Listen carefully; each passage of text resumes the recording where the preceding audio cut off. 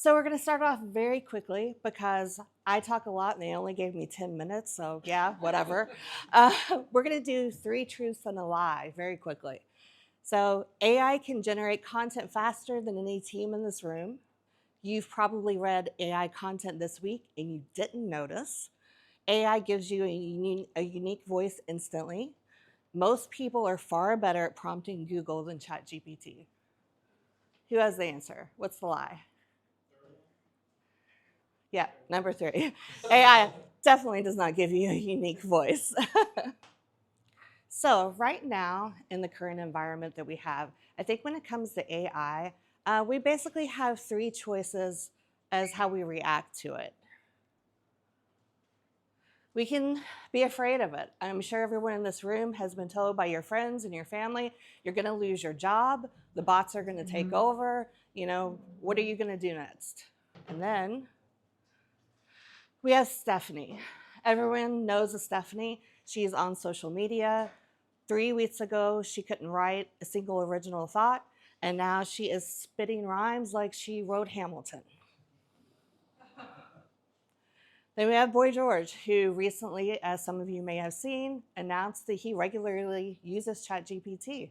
But what he does is he interacts with it and he also trains it so that it does give him some uniqueness to his voice. And why are we worried about all of this? It's because we're producing over 7 million blog posts every single day. But we're also not just producing blog posts. You're writing that email telling your boss that you're going to quit tomorrow. You're writing poetry that you completely stole from one of Bon Jovi's lyrics from the 80s. It's not just blog posts anymore. And here's the really exciting part of it all, is a lot of this is based in science. So when you come up against a wall of complicated data when you're looking at a website or something else, the language processors of your brain, well, they light up. Even though it's complicated data and it's boring, you still get that light up. But when you hear an authentic story, the emotional centers light up, the memory storage regions, and the sensory cortex, they all light up. So the reader's brain actually begins to appreciate that the storyteller understands the situation. Pretty cool, right? So before we get any further, let's get something straight. AI can be your researcher. It can be your assistant. It can be your idea booster. AI only reflects the quality of your own thinking. It will save you time, but again, it's not going to give you a personality. If you didn't have one before, you're not getting one now.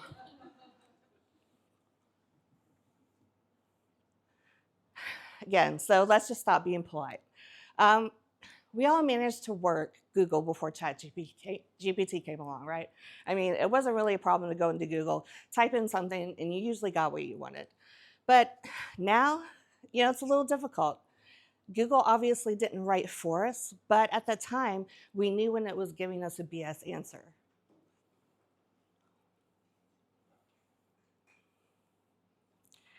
This is being mean to me, and I apologize. Okay, but when it comes to ChatGPT or its friends, the problem may actually be you. It could be all of us.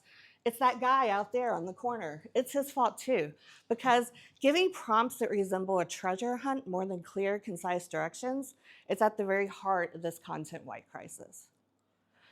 Okay, so if you ask it to give you something vague, and you're going to get a sentence that says absolutely nothing, but it's going to feel like it tried a little bit.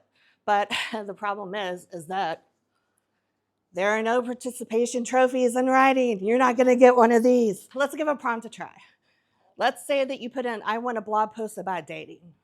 Dating where? Dating who? Is this in real life? Are you going to use an app? Are you going to meet someone on Mars? We don't know. But if you put something like this in, write a witty blog about modern dating for people who say they don't really want anything that serious, but then they get emotionally attached like 3 texts later, make it super real, make it painfully relatable. That's when you're going to get something that you can actually begin to work with. Because the thing is, AI will keep being vague if you keep being vague with your prompts. But we're not going to stop with good prompts, because once you and AI are on the same page, literally, now it's time to actually blend in your personality. Okay, so this is what I like to call the authenticity dial. Once you get that content that AI has generated for you, then at this point you can decide if you want to turn the dial to low. This is when you're writing something that needs to be safe and professional. And you can set it on medium if you're going to be relatable, slightly playful. High if it's full personality, cheeky, bold, kind of like this presentation. So this may take several versions. Like Boy George said in the news, he takes what AI gives you, he tweaks it until he finally sounds like himself.